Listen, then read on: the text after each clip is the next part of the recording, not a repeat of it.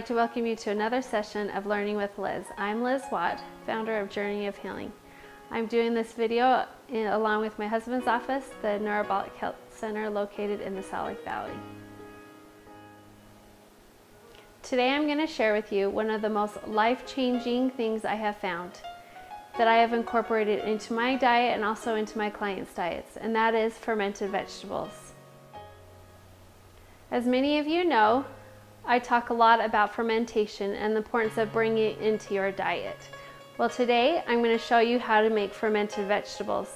Fermented vegetables is an easy way to incorporate it into your lifestyle, and it brings so many good benefits to your gut system with helping bring down inflammation rate and helping other things in your body to be able to function properly.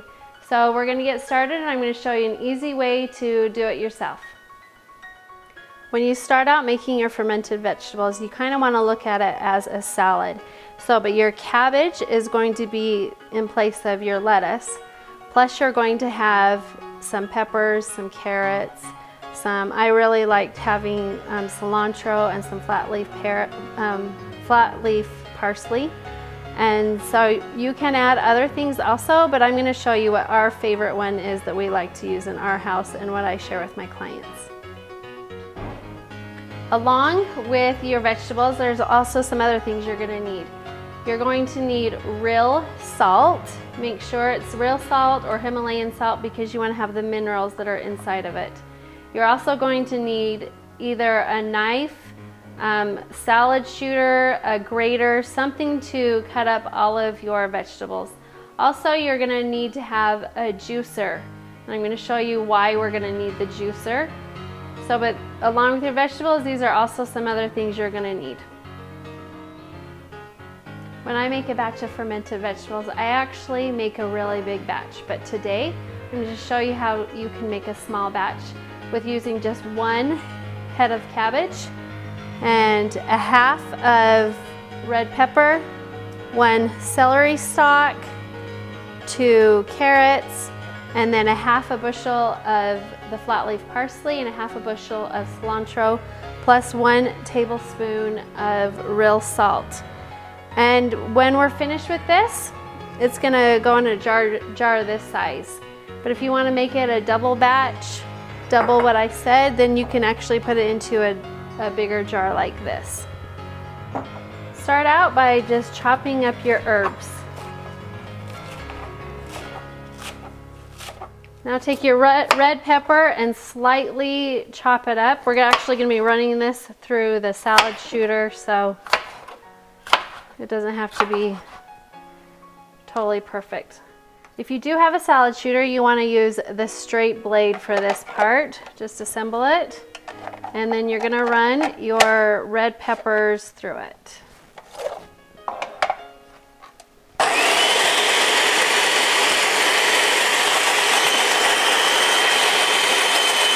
For the next part, you're actually going to have the cheese grating one. Put that in, and you're going to run your carrots through it.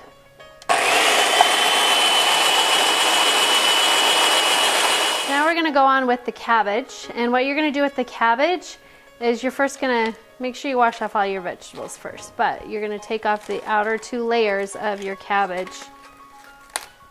And just put those aside. Don't use those. Don't chop them up. We're going to use this part for the end. So just put those on the side. And now you're going to have your cabbage head. And you're going to start taking off the outsides of the cabbage like this. And then you're going to have this core left, and just put that aside also. Now you're going to make slithers of this so you can run it through your Vitamix. Just kind of like that. And then we're going to run it, we're going to now run this cabbage through the Vitamix. Sorry, I actually said the Vitamix, but I actually meant the salad shooter. I use the Vitamix a lot in a lot of things I do, but today we're actually going to be using the salad shooter. I did change the blade back to the flat one because now we're going to be running the cabbage through it. So just start putting the cabbage through it.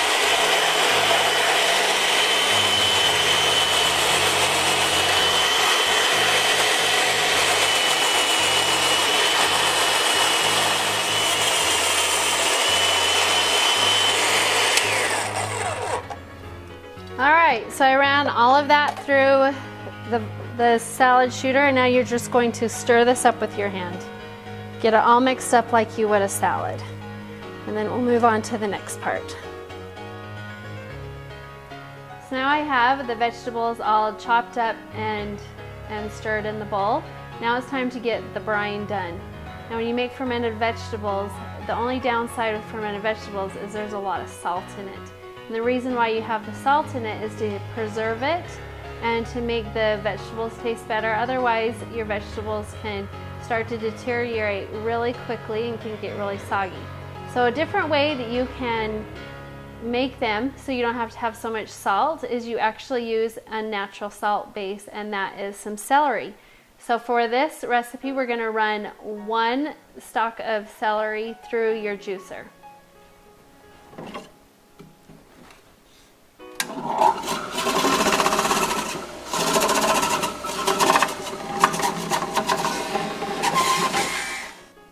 Okay, so now I've juiced my celery, and this is about how much juice you get. To make this one, you would actually need to have 2 tablespoons of salt. But by doing this way, you only need to have 1 tablespoon of the real salt. So put your tablespoon in there and stir it around until it's all stirred. And then we're just going to put this over top of your vegetables and see how that is. Okay, so now you're going to take your salted brine mixture and just pour it over everything. Try to get out the rest of the salt that's in it. And you're going to mix this as much as you can to get over all of the vegetables.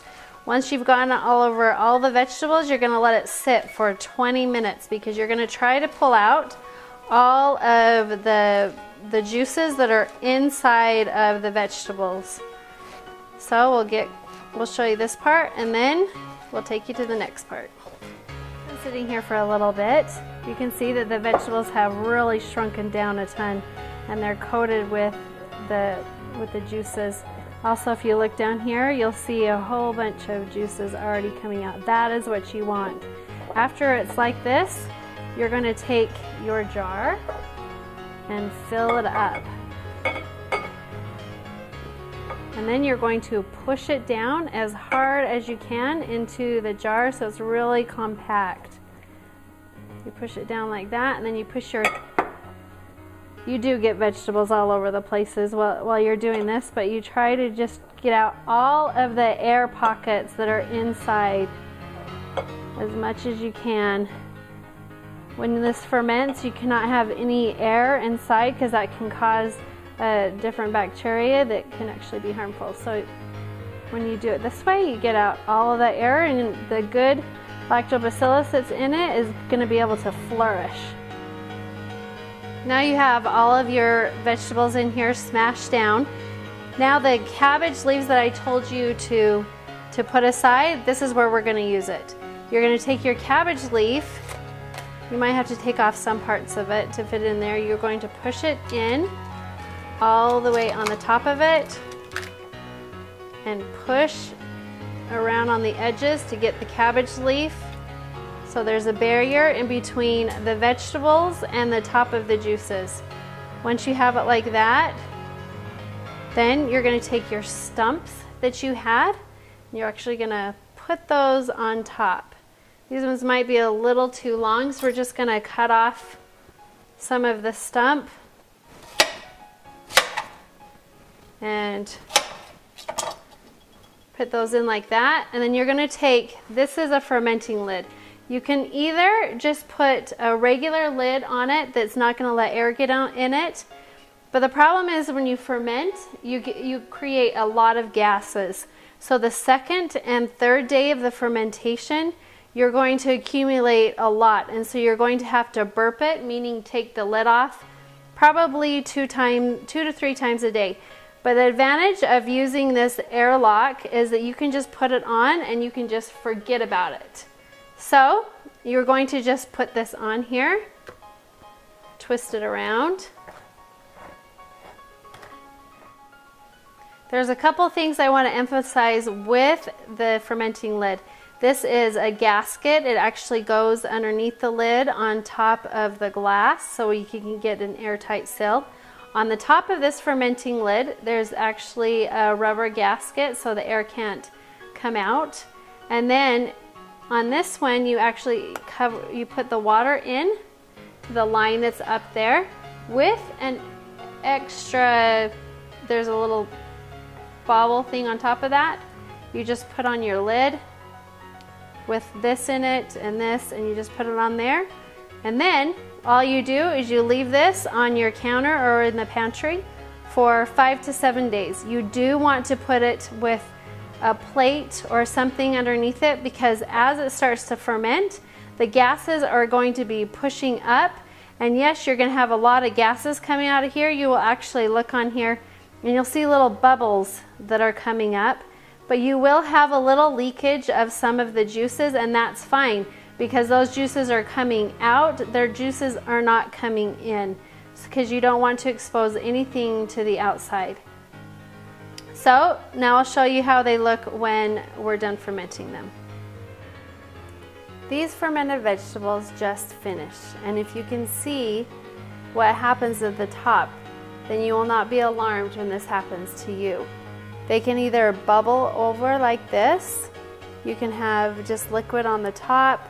Look at the top of this airlock, how things have gotten into it. This is completely normal. Also in the bottom of the tray, you can see that there's liquid that has come over out of the jar. This is normal, but if you can see right here, you can see little bubbles that are going up. That's actually the gas that we were talking about.